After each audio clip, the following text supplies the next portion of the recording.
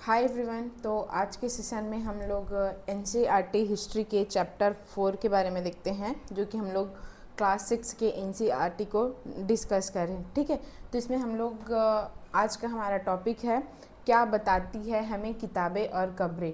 ठीक है, तो इसमें हम लोगों को यह बताया जा रहा है कि हमें किताबें और कब्रें यहाँ पे क्या क्या बताती है। तो उसके बारे में हम लोग यहाँ पे देखते हैं। जो ये किताबें है वह वेद यानी कि वैदिक काल का एक प्रतीक है। ठीक है, जो ये किताबें है वो वेद के बारे में बताती है। और जो ये कब्रें है, ठीक है, वेद यानी इससे रिलेटेड वैदिक काल। और जो ये कब्रें है वो उस टाइम के महापाषाण काल का एक प्रतीक है। ठीक है, जो कब्र है वह महापाषाण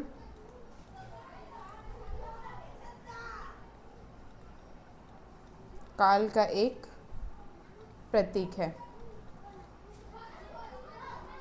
ठीक है, तो इसके बारे में हम लोग यहाँ पे देखते हैं कि जो वेद है वो ऋग्वैदिक और जो उत्तर वैदिक है उसको जो वेद है वो ऋग्वैदिक और उत्तर वैदिक का जो इतिहास है उसको जानने का एक साहित्यिक स्रोत है। ठीक है, जो वेद है वो क्या है? उत्तर वैदिक। ठीक है,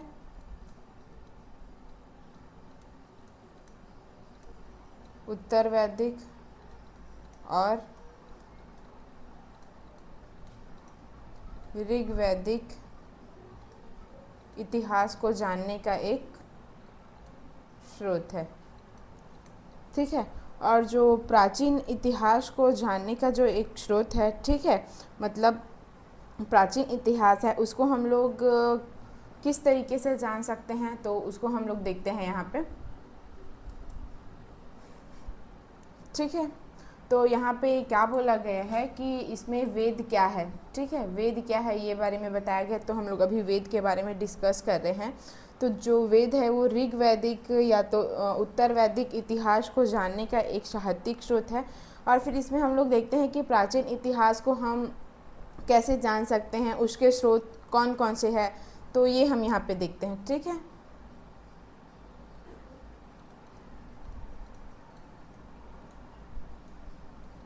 प्राचीन इतिहास के स्रोत क्या क्या है हम लोग यहाँ पे देखते हैं कि क्या है। यहाँ पे है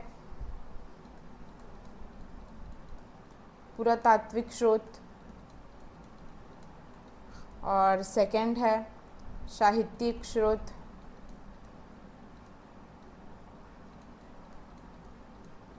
और यहाँ पे थर्ड है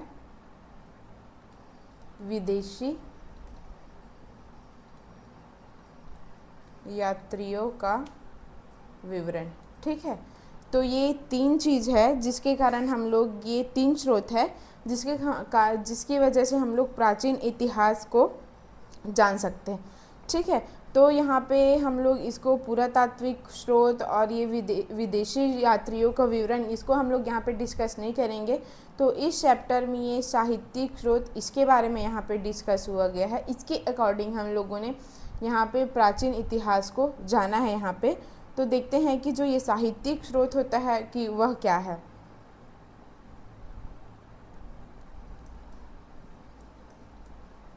तो यहाँ पे साहित्यिक स्रोत है, उसको भी 2 पार्ट्स में डिवाइड किया गया है। ठीक है, कौन कौन से? एक धार्मिक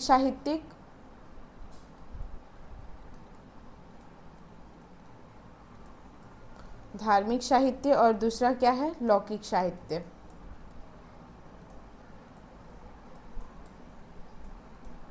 ठीक है, तो हम लोग धार्मिक साहित्य में यहाँ पे हम लोग 4 प्रकार के वेद पढ़ते हैं।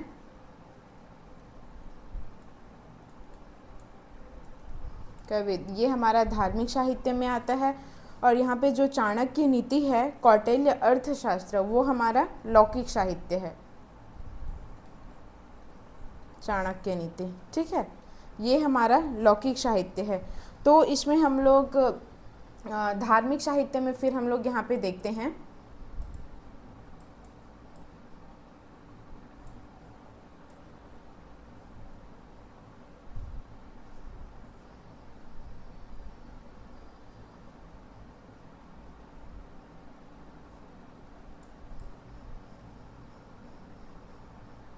फिर हम लोग यहाँ पे देखते हैं धार्मिक साहित्य का।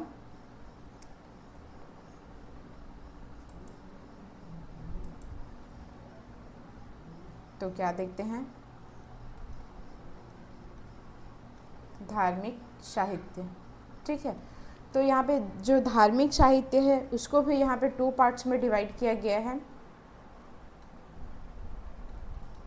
ये हम जो वेद है उसको हम लोग देख रहे हैं यहाँ पे। ठीक है, कि जो वेद है उसे रिलेटेड क्या क्या चीज़ है। अभी हम लोग ये बुक के अकॉर्डिंग यहाँ पे नहीं चल रहे हैं, हम लोग नॉर्मल वेद के बारे में यहाँ पे देख रहे हैं। ठीक है, जिसमें वैदिक काल क्या है, वैदिक साहित्य यहाँ पे क्या है, तो ये सब चीज़ हम लोग यहाँ पे रिलेटेड देख रहे हैं। तो जो धार्मिक साहित्य होता है वो भी 2 पार्ट्स में डिवाइड हुआ है यहाँ पे। तो फर्स्ट क्या है यहाँ पे, ब्रह्मांड साहित्य, और फिर उसके बाद सेकंड क्या है, ब्रह्मांडेतर साहित्य। ठीक है, तो जो यहाँ पे ब्रह्मांड साहित्य में क्या क्या आते हैं, तो वेद है, और क्या है, ब्रह्मांड ग्रंथ है, और पुराण है, वेदांत है, सॉरी वेदांग होता है, वेदांग है, और उपनिषद है,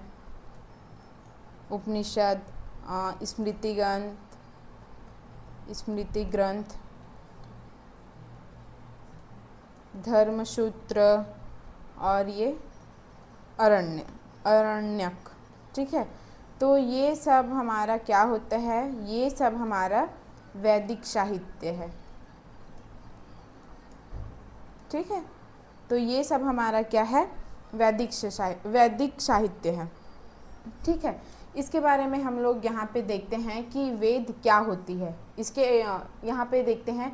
इससे पहले हम लोग यहाँ पे और क्या क्या देखेंगे कि जो महापाषाण युगीन है, जो संस्कृति है। ठीक है, महापाषाण युग का जो संस्कृति है उसका विस्तार कैसे हुआ है, सामुदायिक जीवन का विकास वहाँ पे कैसे हुआ है, बस्तियाँ वहाँ पे कैसे बसाई गई है, कृषि का विकास कैसे हुआ है, और जो लौह उद्योग का प्रचलन वहाँ पे कैसे हुआ है। तो ये सब चीज़ हमारा महापाषाणकालीन युगीन की एक संस्कृतियाँ है। तो ये सब वहाँ पे देखेंगे, वहाँ पे बताया गया है। फिर उसके बाद इसमें जो आर्य और वैदिक काल है उसके बारे में जानेंगे कि जो भारत में आर्यों का प्रसार है वह कैसे हुआ है, और जो वैदिक काल है उसमें वैदिक काल है वह धार्मिक दार्शनिक साहित्य। ठीक है, जो वैदिक काल है वो धार्मिक एवं दार्शनिक साहित्य है, जिसमें ऋग वैदिक काल और उत्तर वैदिक काल का उसका रूपांतरण के बारे में बताया गया है, और उसमें राजनैतिक, धार्मिक और आर्थिक जीवन के बारे में बताया है, और वैदिक युग का महत्व होता क्या है ये सब उसके बारे में बताया है, और राजतंत्र कैसी थी उस टाइम की, और उसका व्यवस्था का क्रम कैसे हुआ, उसका विकास कैसे हुआ। तो ये सब चीज़ के बारे में यहाँ पे डिस्कस किया गया है। फिर उसके बाद हम लोग यहाँ पे देखते हैं कि जो वेद होती है वो क्या होती है। ठीक है, इसके बारे में हम लोग यहाँ पे और देखते हैं। इसके पहले हम लोग वैदिक साहित्य के बारे में देख रहे थे, वैदिक काल के लिए हम लोग यहाँ पे थोड़ा सा डिस्कस कर रहे थे। अब हम लोग यहाँ पे देखते हैं कि वेद होता है वो क्या होता है। तो वेद एक ब्रह्मांड साहित्य में सबसे प्राचीनतम एक ग्रंथ है, जो कि कौन सी ग्रंथ है, वो है ऋग्वेद। ठीक है, वेदों के द्वारा प्राचीन आर्यों के धार्मिक, सामाजिक, आर्थिक तथा राजनीतिक जीवन पर यह प्रकाश पड़ता है। ठीक है, फिर उसके बाद वेदों की संख्या कितनी होती है, तो वेदों की संख्या हम लोग जानते हैं कि 4 प्रकार के वेद होती है। कौन कौन सी होती है, ऋग्वेद, यजुर्वेद, सामवेद, अथर्ववेद, ये 4 प्रकार की वेद होती है। ठीक है, तो यहाँ पे ये सबसे रिलेटेड यह क्वेश्चन भी पूछा जा सकता है। ठीक है, तो यहाँ पे कौन सा क्वेश्चन पूछा जा सकता है इसको हम लोग देखते हैं।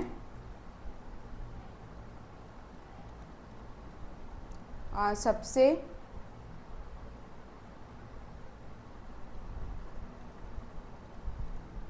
प्राचीन साहित्य ग्रंथ क्या है, ठीक है। सबसे प्राचीनतम साहित्य, मतलब साहित्य में सबसे प्राचीनतम ग्रंथ क्या है, ठीक है। साहित्य में सबसे प्राचीनतम ग्रंथ क्या है, तो इसका आंसर क्या है, तो वेद में क्या है, ऋग्वेद, ठीक है। ये हमारा सबसे प्राचीनतम ग्रंथ है साहित्य में। फिर उसके बाद है कि वेदों की संख्या, ठीक है। तो हम लोग जानते हैं कि वेद हमारा 4 प्रकार के होते हैं, तो ये भी पूछा जा सकता है। फिर उसके बाद है वैदिक युग की संस्कृति दशा के ज्ञान का एकमात्र स्रोत है, ठीक है। जो वैदिक युग की सांस्कृतिक दशा है वह ज्ञान का एकमात्र स्रोत होता है। फिर उसके बाद हम लोग इसके अकॉर्डिंग देखते हैं, बुक के अकॉर्डिंग यहाँ पे क्या बोला है, बुक के अकॉर्डिंग नहीं, जो अभी हम लोग देख रहे थे उसके अकॉर्डिंग ही हम लोग यहाँ पे देखते हैं जो अर्थ होता है वेद का, ठीक है, ऋग्वेद, इसका अर्थ क्या होता है।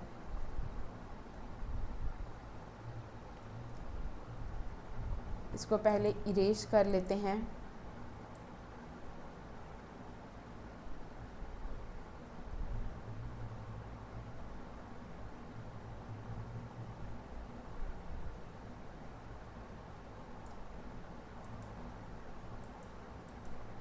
तो अब हम लोग यहाँ पे देखते हैं जिसका अर्थ होता है ऋग्वेद का अर्थ क्या होता है।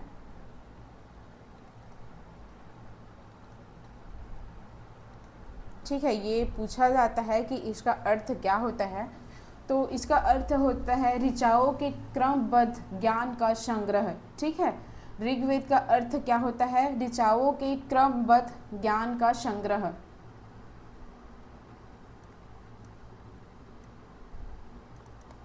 ऋचाओं के ज्ञान का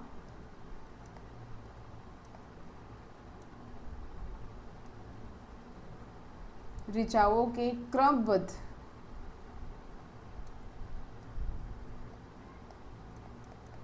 ज्ञान का संग्रह, ठीक है। तो ये उसका अर्थ है। फिर इसके बाद इसको कितने पार्ट्स में डिवाइड किया गया है, इसका डिवीज़न, ठीक है, इसको 3 पार्ट्स में डिवाइड किया गया है।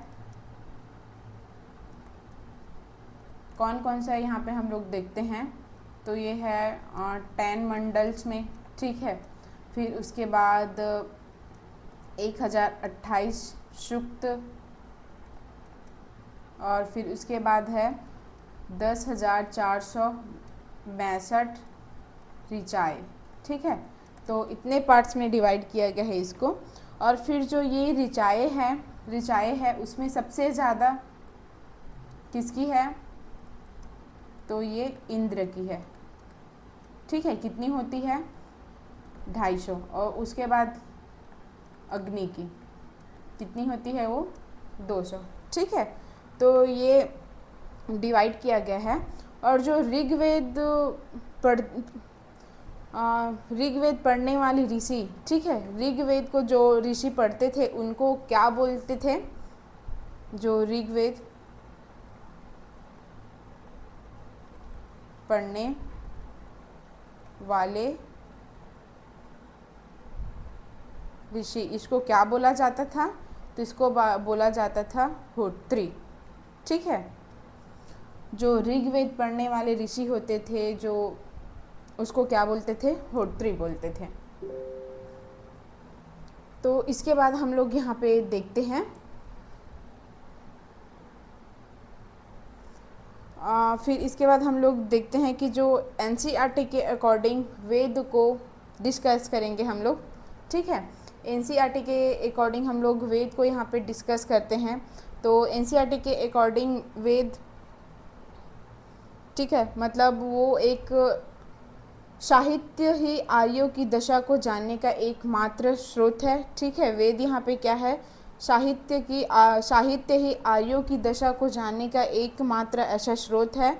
तो फिर उसके बाद वेद को इसमें 4 पार्ट में डिवाइड किया गया है, ऋग्वेद, सामवेद, यजुर्वेद, अर्थवेद। जो ऋग्वेद है वो पूर्व वैदिक काल को जानने का एक सबसे बड़ा स्रोत है, ठीक है। और जो सामवेद, यजुर्वेद और अर्थवेद है वह तीनों उत्तर वैदिक काल को जानने का एक सबसे बड़ा स्रोत होता है। और फिर यहाँ पे जो शुक्ति यूज़ की गई थी,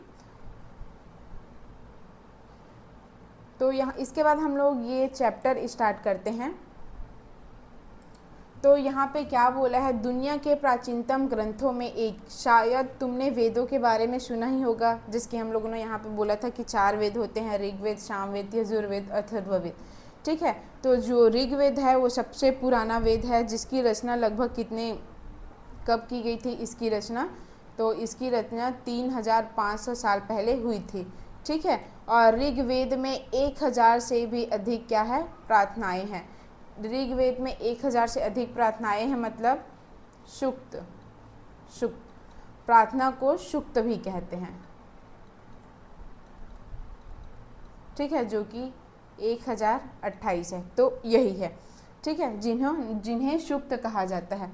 तो सूक्त का मतलब क्या होता है, तो सूक्त का मतलब होता है अच्छी तरह से बोला गया, ये सूक्त का मतलब है। ठीक है, इसमें विभिन्न देवी देवताओं की स्तुति में रचे गए हैं। ठीक है, जो यह सूक्त है उसे विभिन्न देवी देवताओं की स्तुति में रचे गए हैं। तो उस देवी देवता में 3 देवता यहाँ पे बहुत महत्वपूर्ण है। कौन कौन से हैं, अग्नि, इंद्र और सोम। ठीक है, जो अग्नि है वो आग के देवता है, जो इंद्र है वो युद्ध के देवता है, और जो सोम है वो एक वृक्ष है। ठीक है, जिससे एक खास पेय बनाया जाता है। वह पेय का नाम क्या है, तो उस पेय का नाम है सोमरस, जो कि सोम एक पौधा होता है, उससे बनाया जाता है। ठीक है, फिर उसके बाद हम लोग यहाँ पे नेक्स्ट देखते हैं। यहाँ पे कुछ संस्कृत और अन्य भाषा दी गई है, तो उसके बारे में हम लोग देखते हैं कि जो संस्कृत भाषा है वो भारोपी भाषा परिवार का एक हिस्सा है। ठीक है, जैसे कि हम लोग हमारी ही फैमिली रहती है। ठीक है, तो ऐसे बोला जाता है कि जो ये है इसका नाम है वह किस परिवार का हिस्सा है। तो वैसे ही जो ये भाषा होती है वो भी भाषा का भी एक परिवार होता है, वो भी किसी का हिस्सा होता है। ठीक है, तो इसमें बोला गया है जो संस्कृत भाषा है वो भारोपी भाषा परिवार का हिस्सा है। ठीक है, तो जो संस्कृत भाषा है वो किसका हिस्सा है, कौन से परिवार से बिलोंग करता है, तो ये है भारोपी परिवार से। फिर उसके बाद भारत में ऐसी कई भाषाएं हैं। ठीक है, जो कि भारोपी परिवार का हिस्सा है। तो वह कौन कौन सी भाषा है देखते हैं। वो है असमिया, गुजराती, हिंदी, कश्मीरी, सिंधी। ठीक है, ये सब भाषा है जो कि भारत यूरोपीय भाषा का एक हिस्सा है। और ऐसे ही इसमें एशियाई भाषा कौन कौन सी है, वो है फ़ारसी। यूरोप की बहुत सी भाषा है, जैसे कि अंग्रेजी, फ़ारसी, जर्मन, यूनानी, इतालवी, स्पेनिश आदि। ये सब भी इससे भारत यूरोपीय भाषा है उसका हिस्सा है। ठीक है, उन्हें एक भाषा परिवार इसलिए कहा जाता है क्योंकि आरंभ में उनमें कई शब्द एक जैसे थे। ठीक है, जिसके एग्जाम्पल के लिए इसमें एक वर्ड लिया गया है, तो वो है मातृ। ठीक है, मातृ तो एक संस्कृत भाषा है और उसको हिंदी में माँ भी कहते हैं और अंग्रेजी में मदर बोला जाता है, तो ये उसका एक एग्जाम्पल है। फिर उसके बाद हम लोग यहाँ पे देखते हैं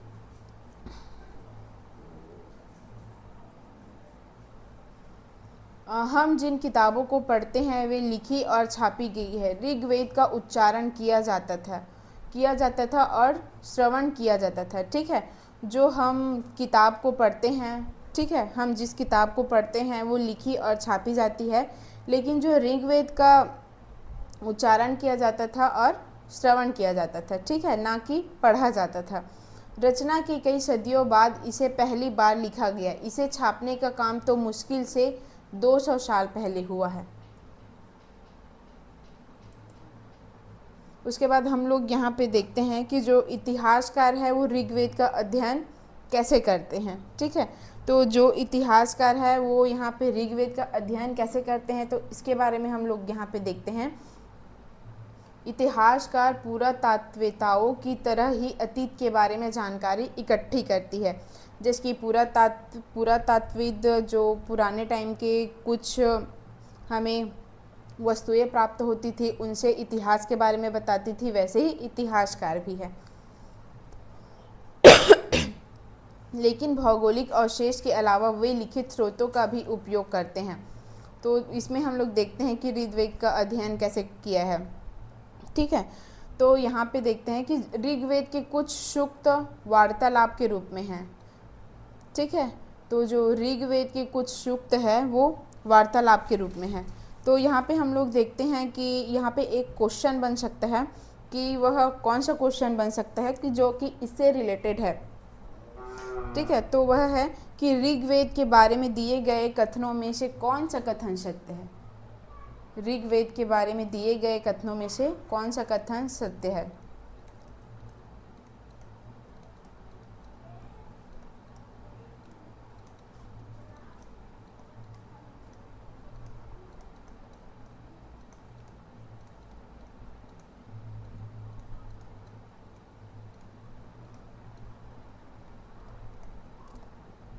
ठीक है, तो ये हमारा कथन है, हमारा क्वेश्चन है।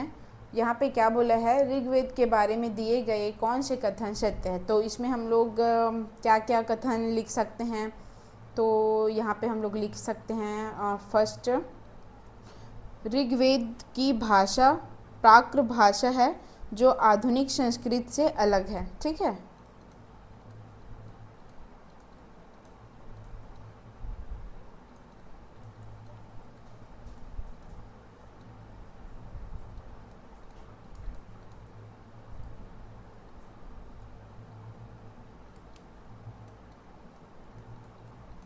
जो आधुनिक संस्कृत से अलग है। ठीक है, और फिर इसमें और क्या लिख सकते हैं हम लोग, सेकंड, जो ऋग्वेद के कुछ सूक्त वार्तालाप शैली में है। ठीक है, ऋग्वेद के कुछ सूक्त वार्तालाप शैली में है। तो ऐसे इस टाइप से यहाँ पे क्वेश्चन तैयार कर सकते हैं हम लोग इससे रिलेटेड। ठीक है, फिर उसके बाद हम लोग यहाँ पे देखते हैं कि जो विश्वामित्र नामक ऋषि और देवियों के रूप में पूजित दो नदियाँ व्यास और सतलुज के बीच यह संवाद एक ऐसा ही सूक्त का अंश है। ठीक है, तो जो यहाँ पे विश्व नामक एक ऋषि है और जो दो नदी है व्यास और सतलुज, उसको देवी के रूप में माना जाता है, उसके बीच जो संवाद हुआ है वह एक सूक्त का ही एग्जाम्पल है।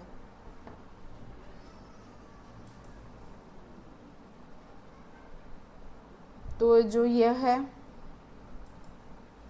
तो ये विश्वामित्र और नदियों के बीच का एक वार्तालाप है, इसको आप लोग ऐसा ही रीड कर सकते हैं। और जो ये है वो ऋग्वेद की एक पांडुलिपि का एक पन्ना है, जिसकी हम लोग फर्स्ट चैप्टर में पढ़ा था। जो पांडुलिपि होती है वो क्या होती है, तो जो वो भुर्ज की छाल से जो पत्र तैयार किया जाता था, वो भुर्ज की छाल से जो लिखा जाता था वो एक पांडुलिपि होता था। ठीक है, तो भुर्ज की वृक्ष की छाल पर लिखी गई यह एक पांडुलिपि कश्मीर में पाई गई है। ठीक है, जो लगभग 1500 वर्ष पहले ऋग्वेद को सबसे पहली बार छापने के लिए इसका उपयोग किया गया है।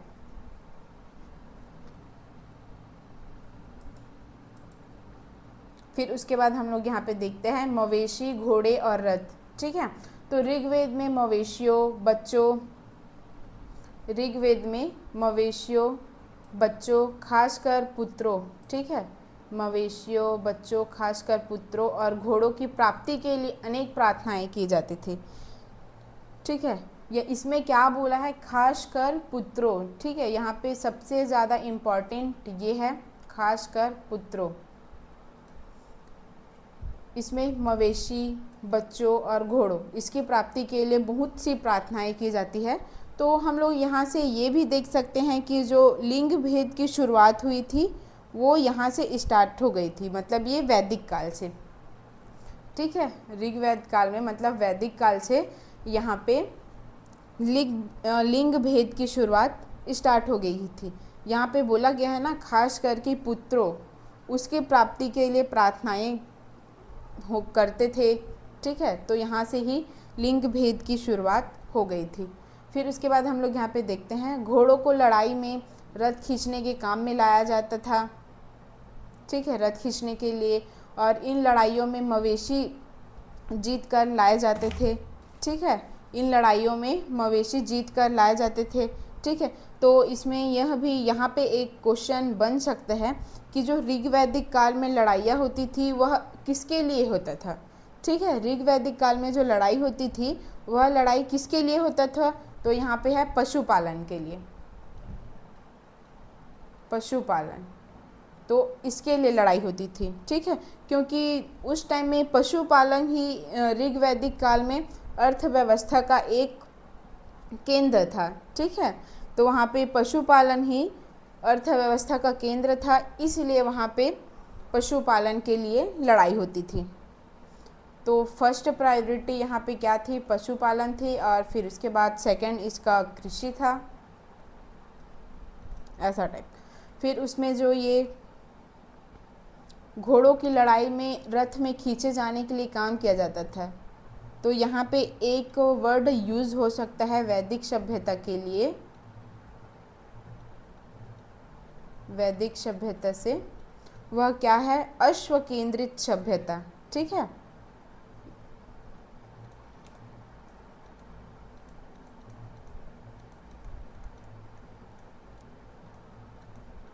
जी।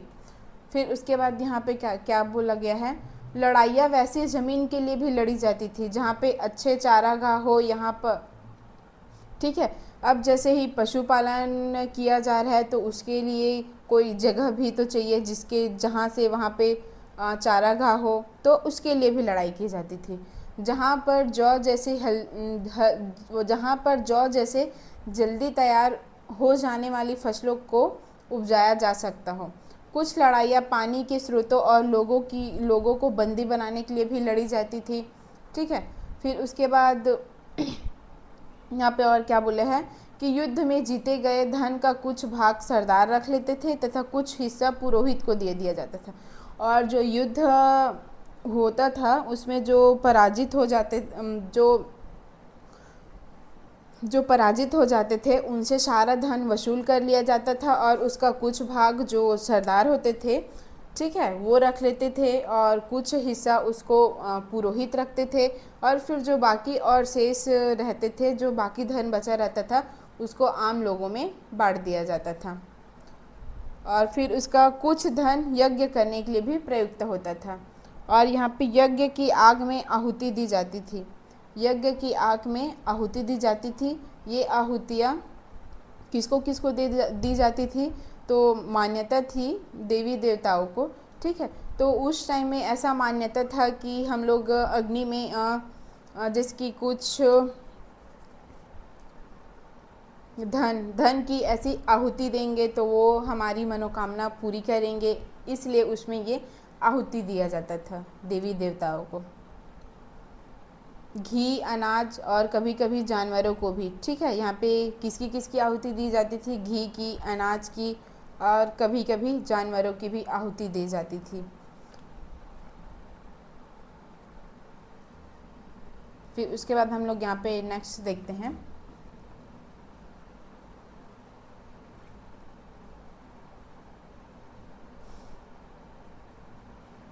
लोगों की विशेषता बताने वाले शब्द। ठीक है, तो लोगों की विशेषता बताने वाली शब्द यहाँ पे क्या है, तो उसको हम लोग यहाँ पे देखते हैं। लोगों का वर्गीकरण काम, भाषा, परिवार या समुदाय या तो निवास स्थान या सांस्कृतिक परंपरा के आधार पर किया गया है। ठीक है, किया जा रहा है। तो ऋग्वेद में लोगों की विशेषता बताने वाले कुछ शब्द को देखना है यहाँ पे। तो जो कि ऋग्वेद की विशेषता बता रहा है, तो वह शब्द यहाँ पे क्या क्या है उसको हम लोग देखते हैं।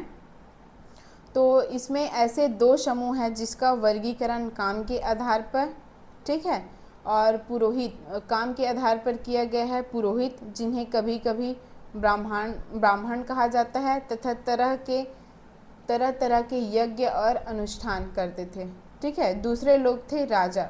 ठीक है, फर्स्ट थे ये पुरोहित और सेकंड थे ये राजा। ठीक है, तो ये राजा वैसे नहीं थे। ठीक है, जो उस टाइम के राजा होते थे, वैदिक काल के, वैदिक सभ्यता के जो उस टाइम के राजा होते थे, वे वैसे नहीं थे जिनके बारे में तुम बाद में पढ़ोगे। जिसकी हम लोगों ने पढ़ा था दिल्ली सल्तनत के बारे में, मुग़ल काल के बारे में। तो जो ये सब चीज़ के बारे, जो ये सब ऐसे राजा होते थे, उस टाइम के राजा वैसे नहीं होते थे। तो उस टाइम के राजा कैसे होते थे, तो वहाँ पे एक कबीलाई शासक, कबीलाई सरदार होता था।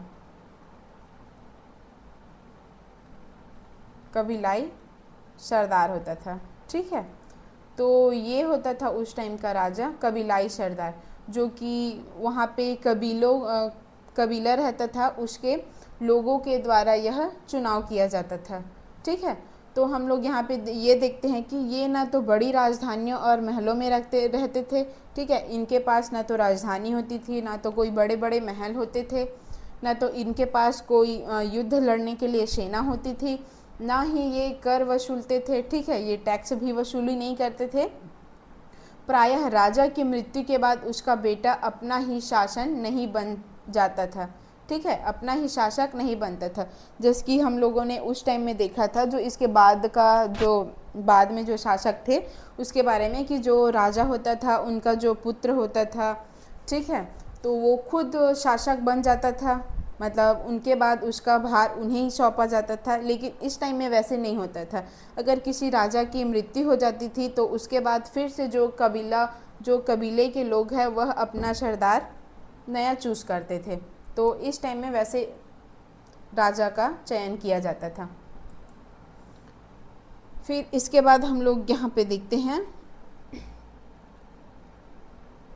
ऋग्वेद में विष और जनों के नाम मिलते हैं। ठीक है, ऋग्वेद में विष और जनों के नाम मिलते हैं, इसलिए हम पुरुजन या विष, भरतजन या विष, यदुजन या विष जैसे कई उल्लेख यहाँ पे मिले हैं। फिर उसके बाद जिन लोगों ने इन प्रार्थनाओं की रचना की वे खुद को आर्य कहते थे। ठीक है, अब यहाँ पे आर्य कहते, यहाँ पे फिर से दो वर्ड यूज़ हुआ है, आर्य और क्या है, दास या तो दस्यु। आर्य, दास या दस्यु, यहाँ पे दो वर्ड यूज़ हुआ है।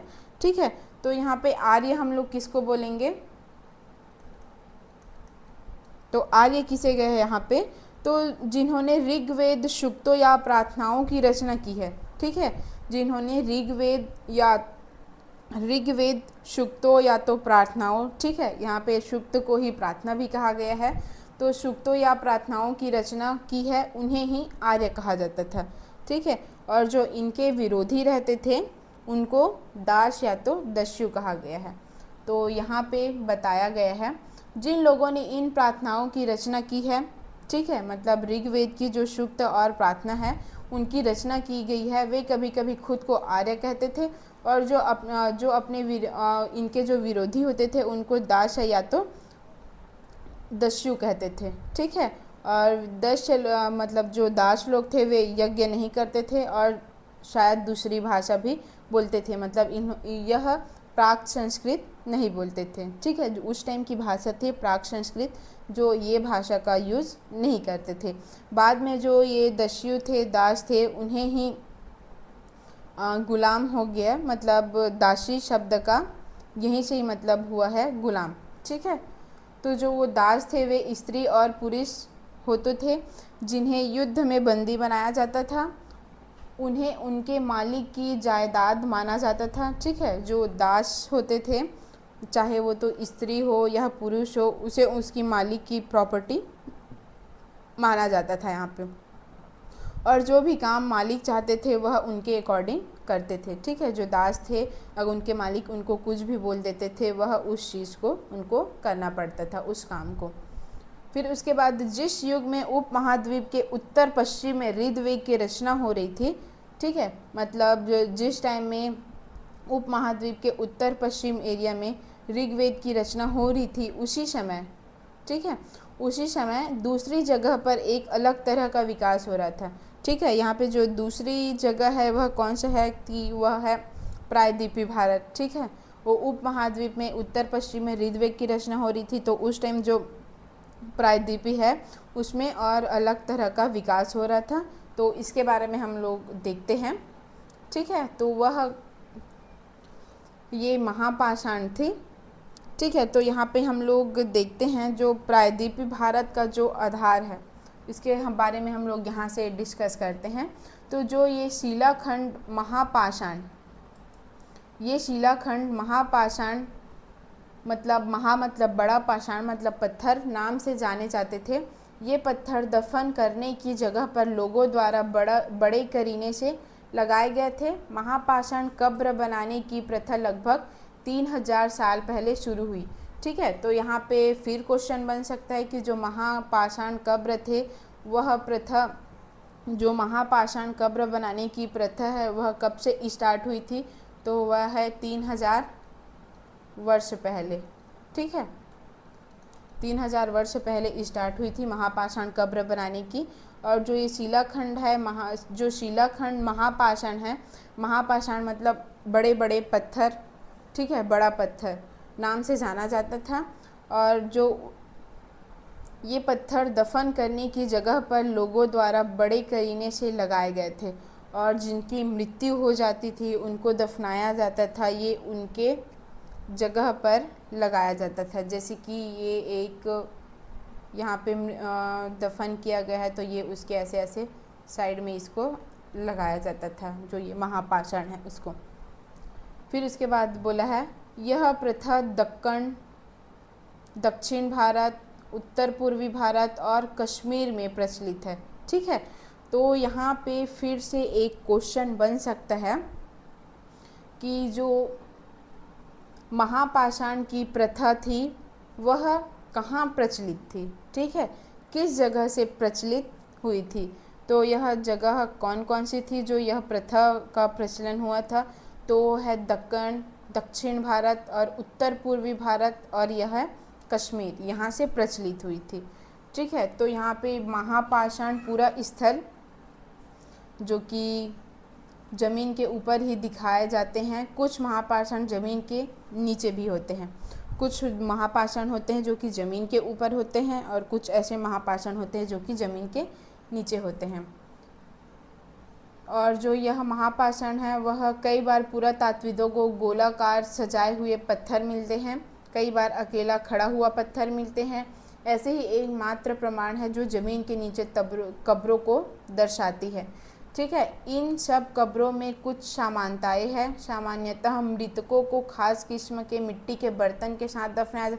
तो यहाँ पे हम लोग देखते हैं कि वह कब्र में इसको कैसे सजाया जाता था, तो इसको देखते हैं।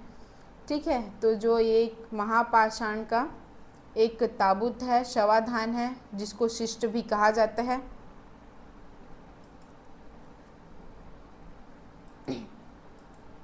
ये क्या है, एक कब्र है। ठीक है, ये ताबूत है जो कि एक महापाषाण को ताबूत शवाधान है जिसको शिष्ट भी कहा जाता है। ठीक है, और जो इसके ये चारों साइड जो ये दिख रहा है वो महापाषाण है।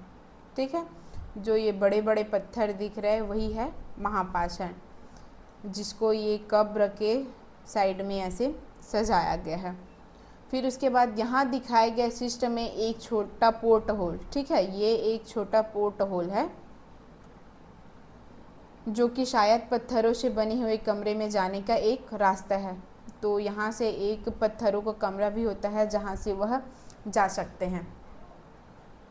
ठीक है, तो एक ये कब्र है जिसमें से ये जो महापाषाण है उसको ये सजाए गए हैं, तो यहीं से उसका साक्ष्य मिला हुआ है महापाषाण का। तो इसके बाद हम लोग यहाँ पे देखते हैं इन सब कब्रों में कुछ समानताएं हैं। सामान्यतः मृतक को खास किस्म के मिट्टी के बर्तन के साथ दफनाया जाता था, जिन्हें काले लाल मिट्टी के बर्तनों के नाम से जाना जाता था। इनके साथ ही मिले लौह के औजार और हथियार, घोड़ों के कंकाल, या तो सामान या तो पत्थर, और सोने के गहने। और जो कब्र होता था उसमें जो दफनाया जाता था ठीक है। उसके साथ साथ कौन कौन सी चीज़ें उसमें दफनाई जाती थी उसमें कब्र में, तो वह है काले लाल मिट्टी के बर्तन जिसको मृत भांड कहा जाता है, ठीक है। और उनके साथ ही लौह के औजार, हथियार, घोड़ों के कंकाल, या तो पत्थर या तो और सोने के गहने, तो ये सब चीज़ उनके साथ कब्र में दफनाया जाता था।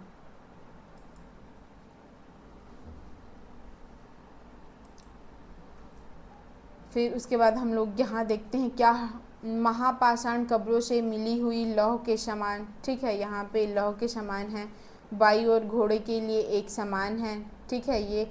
और नीचे की ओर ये कुल्हाड़ी है और नीचे एक कटार है, ये एक कटार है और ये कुल्हाड़ी है कुछ। और जो ये घोड़े के लिए सामान बनाया गया है वो है जो कि लोहे के समान है ये सब। फिर उसके बाद देखते हैं लोगों की सामाजिक असमानताओं के बारे में पता करना, ठीक है। जैसे कि हम लोग आज हम लोग कुछ असमानता देखते हैं, सामाजिक असमानताएं देखते हैं, अमीर और गरीब वाला, वैसे ही उस टाइम में भी होते थे। तो पुरातात्विद यह मानते थे कि कंकाल के साथ पाई गई चीज़ें मरे हुए व्यक्ति की ही रही होंगी, ठीक है। तो जैसे कि कुछ कब्र में, ठीक है, कुछ कब्र में कुछ ज़्यादा चीज़ें मिली है और कुछ कब्र में कम चीज़ें मिली है। तो जो वह उसमें जो चीज़ मिला जाता था उस कब्र में जो चीज़ें मिलती थी, तो उसके अकॉर्डिंग यह पता किया जाता था कि यह अमीर की है, यह गरीब की है। तो इसी टाइप से उस टाइम में पता किया गया है कि वह सामाजिक असमानता क्या क्या थे उसमें, ये गरीब की कब्र है या तो अमीर की कब्र है, ठीक है। तो यह दफनाए गए लोगों की सामाजिक स्थिति में भिन्नता को दर्शाता है। कुछ लोग अमीर थे तो कुछ लोग गरीब थे, कुछ लोग सरदार थे तो कुछ लोग दूसरे अनुयायी थे। फिर उसके बाद यहाँ पे देखते हैं क्या कुछ कब्रगाहें खास परिवारों के लिए थी। तो ये ऐसा उतना इम्पॉर्टेंट नहीं है लेकिन इसको एक बार रीड किया जा सकता है। तो जो कभी कभी महापाषाण में एक से अधिक कंकाल मिल जाते थे, ठीक है, तो वह क्या दर्शाता था कि वह एक ही परिवार के लोगों के स्थान पर अलग अलग समय पर दफनाया गया है। बाद में मरने वाले लोगों को पोर्ट होल के रास्ते कब्र में लाकर दफनाया जाता था, जिसकी मैंने यहाँ पे दिखाया था। ये है पोर्ट होल, ठीक है, जो यहाँ से एक कमरे में जाने का रास्ता भी होता था, तो उसी के बारे में यहाँ पे बताया गया है, जो कि बाद में मरने वाले लोगों को पोर्ट होल के रास्ते कब्रों में लाकर दफनाया जाता था, ठीक है। तो जो ऐसे स्थान पर गोलाकार लगाए गए पत्थर या चट्टान चिन्हों का काम करते थे, ठीक है। तो यहाँ पे जो एक गोलाकार पत्थर लगाया गया है महापाषाण, तो वह एक चिन्ह का काम करता है यहाँ पे, जहाँ लोग आवश्यकता अनुसार शवों को दफनाने दोबारा आ सकते थे। फिर उसके बाद यहाँ पे है इनाम गांव के एक विशिष्ट व्यक्ति की कब्र, ठीक है। इनाम गांव का एक जगह है जो स्थल है जहाँ पे कोई एक विशिष्ट व्यक्ति थी, तो उसके कब्र के बारे में यहाँ बताया गया है। तो जो इनाम गांव है वह ये उसके बारे में बताया गया है। तो यह भीमा की सहायक नदी घोड़ के किनारे एक जगह है। तो इनाम गांव है वह कहाँ पे है, जो भीमा की एक सहायक नदी है, भीमा नाम की एक नदी है, उसकी सहायक नदी क्या है, घोड़ है। तो उसके किनारे एक जगह है, वह जगह कौन सी है, तो वह जगह इनाम गांव है, जो कि इस जगह पर 3600 से 2700 साल पहले लोग रहते थे, ठीक है। इस जगह पर लोग कब रहते थे, तो 3600 से 2700 साल पहले इस जगह पे लोग रहते थे। यहाँ वयस्क लोगों को प्रायः गड्ढे में सीधा लिटाकर दफनाया जाता था। और उस टाइम में लोगों को कैसे दफनाया जाता था, तो गड्ढों में सीधा लिटाकर दफनाया जाता था, ठीक है। उनका सिर उत्तर की ओर होता था और कई बार उन्हें घर के अंदर दफनाया जाता था, ठीक है। उन्हें कहाँ पे दफनाया जाता था, कई बार तो घर के अंदर दफनाया जाता था, जिसमें कौन कौन सी उसके शव के पास रख दिए जाते थे। जो शव होता था उसके पास क्या क्या चीज़ें रखे जाते थे, तो उसमें हम लोग देखते हैं तो शायद खाना पानी दफनाए गए शव के पास ही रख दिए जाते थे, ठीक है। तो ये उस टाइम की एक धार्मिक मान्यता थी कि उनके पास ये सब चीज़ की ज़रूरत होगी ऐसे करके, तो उसको लिए ये सब चीज़ों को उनके पास रखा जाता था। फिर उसके बाद ये बताया गया है कि एक आदमी को 5 कमरों वाले मकान के आंगन में 4 पैरों वाले मिट्टी के एक बड़े से संदूक में दफनाया गया था। ठीक है। तो यही उस विशिष्ट व्यक्ति की कब्र है जिसको यहाँ पे दफनाया गया था। तो यहाँ पे क्वेश्चन भी है कि जो वो विशिष्ट व्यक्ति की कब्र है उसको कहाँ पे दफनाया गया था। तो वो था वो 5 कमरों वाला मकान के आंगन में, और जो कि 4 पैरों वाला मिट्टी के एक बड़े से संदूक में दफनाया गया था, जो कि बस्ती के बीच में बसा हुआ था। ठीक है। यह घर गांव के सबसे बड़ा घरों में से एक था। ठीक है। और जो यह घर था वो गांव के सबसे बड़े घर थे। इस घर में अनाज का गोदाम भी था और 100 के पैर मुड़े हुए थे।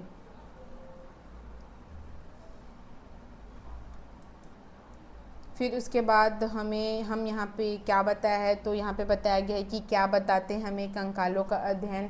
तो इसमें कंकालों के अध्ययन के बारे में बताया गया है, तो इसको हम लोग ऐसे पढ़ सकते हैं।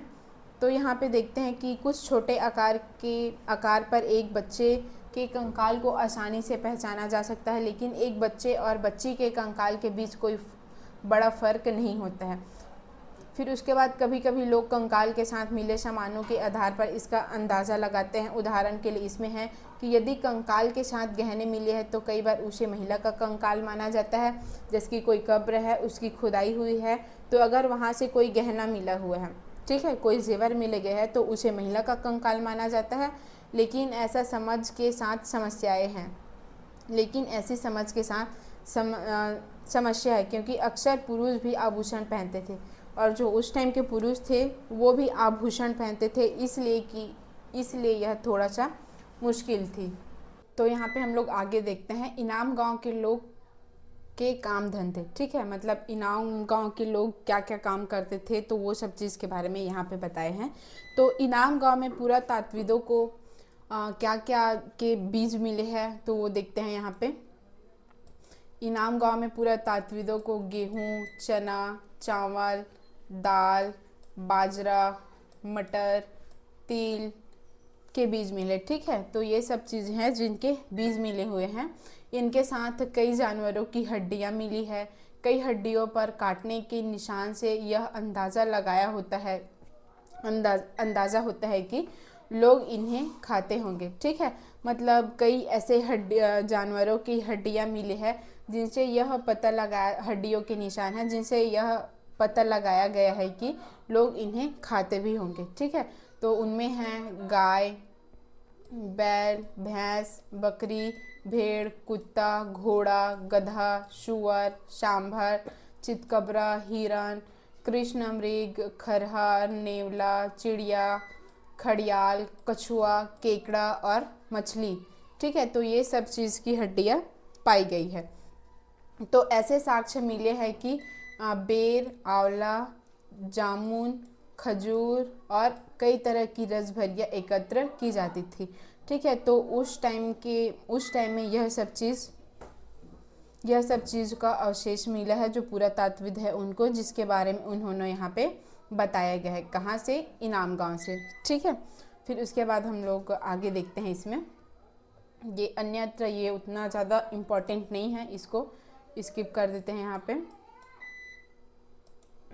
फिर उसके बाद इसमें देखते हैं कि जो ये चैप्टर है उसमें क्या क्या शब्द यहाँ पे यूज़ हुए थे। ठीक है। इसमें इम्पॉर्टेंट वर्ड क्या क्या था, तो वेद है और प्रार्थनाएं हैं जो कि सुक्त, प्रार्थना को सुक्त भी कहा गया है। इसमें भाषा है जो कि एक प्राक संस्कृत भाषा का इसमें यूज़ हुआ था। रथ, ठीक है, जो कि यहाँ पे युद्ध के लिए यूज़ किया गया था। यज्ञ है और राजा है, दाश है, महापाषाण है, कब्र है, कंकाल है, लोहा है। तो ये ऐसे शब्द है, ऐसे ये इम्पोर्टेंट शब्द है जिसका यूज़ यहाँ पे इस चैप्टर में किया है। तो इसके साथ हम लोग यहाँ पे एक क्वेश्चन है, ठीक है, इसके बारे में हम लोग यहाँ पे देखते हैं। तो ये क्वेश्चन क्या क्या है, तो यहाँ पे सुमेलित करना है। ठीक है। तो सुक्त, रक्त, यज्ञ, दास, महापाषाण, सजाए गए पत्थर, अनुष्ठान, अच्छी तरह से बोला गया, युद्ध में प्रयोग किया जाता था, गुलाम। तो इसका सही आंसर क्या क्या है? तो यहाँ पे जो सूक्त है उसका वह क्या होता था? तो जो ये अच्छी तरह से बोला जाता था, ठीक है, ये हमारा सूक्त होता था। और ये रथ, ठीक है, रथ जो कि युद्ध में यहाँ पे प्रयोग किया जाता था, रथ का यूज़ किया जाता था युद्ध में। और जो यज्ञ है, ठीक है, तो यज्ञ क्या है? यहाँ पे एक अनुष्ठान था। और जो दास था वह क्या था? एक गुलाम होता था, ठीक है, जो कि उसके आर्य के अपोजिट होते थे। और फिर उसके बाद दास ये गुलाम होते थे। और जो महापाषाण है वह बड़े बड़े पत्थर होते थे, मतलब सजाए गए पत्थर है यहाँ पे, जो कब्र के चारों ओर सजाया जाता था। तो ये वह पत्थर है, ठीक है। फिर उसके बाद यहाँ पे सेकंड क्वेश्चन है जो कि फिल इन द ब्लैंक है। तो यहाँ पे बोला गया है खाली स्थान के लिए दासों का इस्तेमाल किया जाता था, ठीक है। और खाली स्थान में महापाषाण पाए जाते थे, जमीन पर गोले में लगाए गए पत्थर या चट्टान का काम करते थे, खाली स्थान का काम करते थे।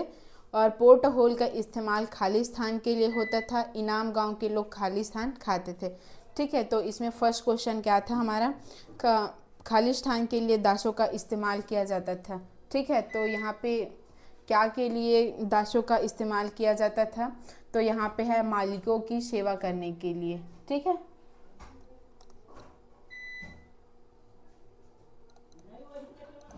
मालिकों की सेवा के लिए,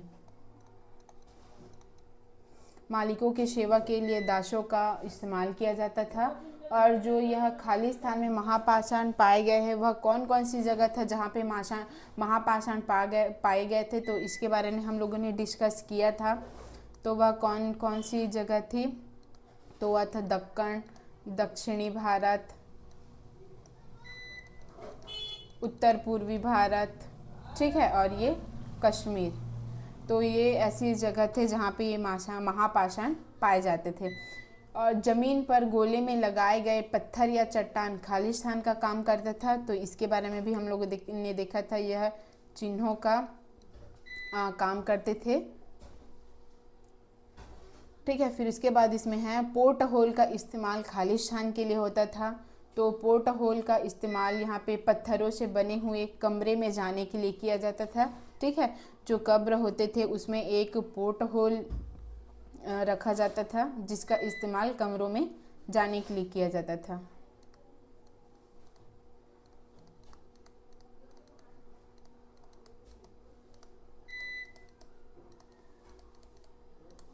ठीक है। और इनाम गांव के लोग क्या खाते थे? तो इनाम गांव के बारे में हम लोगों ने जस्ट अभी पीछे में देखा था कि बहुत सारे फल थी, हड्डियाँ थी, मतलब मांस थे, ठीक है, जहाँ पे हड्डियों का अवशेष मिला है वहाँ पे। तो वहाँ के लोग क्या क्या खाते थे? तो अनाज थे, जैसे उसमें जौ, गेहूँ वगैरह ये सब चीज़ के बारे में पढ़ा था, तो वो अनाज हो गया। और कुछ कुछ हड्डियों मिले थे, तो उसके लिए एक ये मांस हो गया है। और यहाँ पे फल, तो ये सब चीज़ खाया करते थे। तो ठीक है, आज की क्लास हम लोग इतना ही रखते हैं। बाकी जो नेक्स्ट चैप्टर है वो नेक्स्ट क्लास में करते हैं। अगर आपको इससे रिलेटेड कोई भी इंक्वायरी होगी तो आप नीचे डिस्क्रिप्शन बॉक्स में नंबर दिया गया है, उससे आप लोग इंक्वायरी कर सकते हैं। और जो यह PDF है वो टेलीग्राम चैनल में अपलोड हो जाएगा। तो थैंक यू सो मच, आज के लिए इतना ही, मिलते हैं नेक्स्ट क्लास में।